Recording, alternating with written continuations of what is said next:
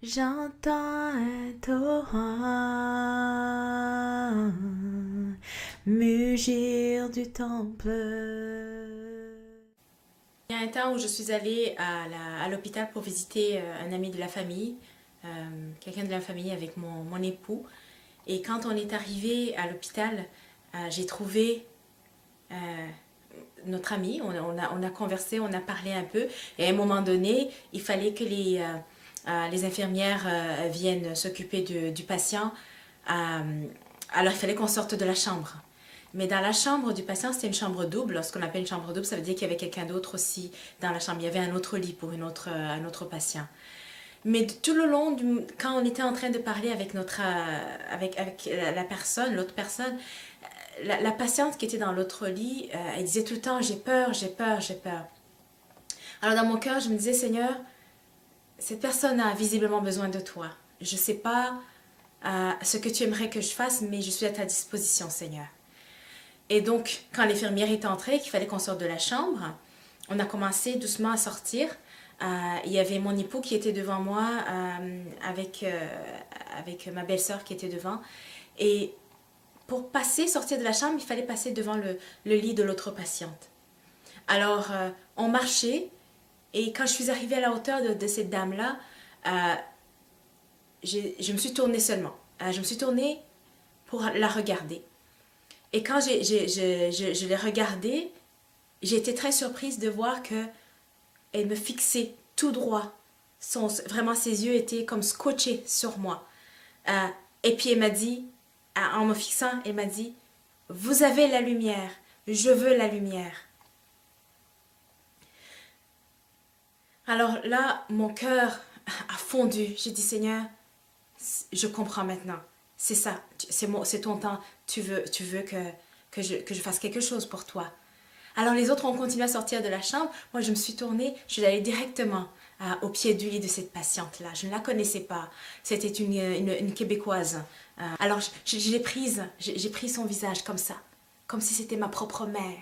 Je l'ai fixé droit dans les yeux. J'ai dit, vous avez vu la lumière. J'ai dit, vous avez vu la lumière en moi, c'est Jésus. Elle me dit, as-tu dit Jésus? As-tu dit Jésus? Je dis, oui, c'est Jésus qui est en moi. C'est cette lumière-là que vous avez vue. Est-ce que vous voulez Jésus? Elle me dit, mais je veux... Elle a tout de suite levé les bras en l'air. Elle a dit, je veux Jésus. Je veux qu'il vienne. Je suis dans les ténèbres. Je veux Jésus. Je suis dans les ténèbres.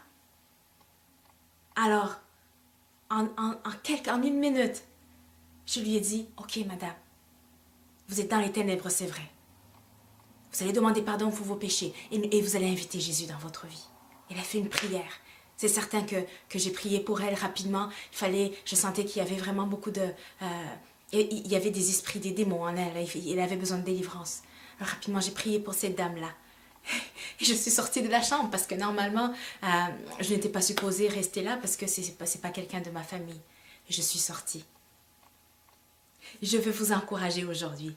Vous êtes la lumière. En vous, vous portez la lumière. Cette lumière, c'est Jésus-Christ.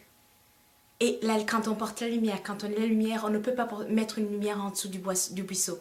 On ne peut pas le mettre en dessous de la table. Il faut la mettre en haut de la montagne pour qu'elle soit vue de tous. Alors allez-y, brillez dans le monde. Portez la lumière de Jésus-Christ. Cette lumière ne vous a pas été donnée pour que vous la cachiez derrière les quatre coins des murs de ces bâtiments que vous appelez Église.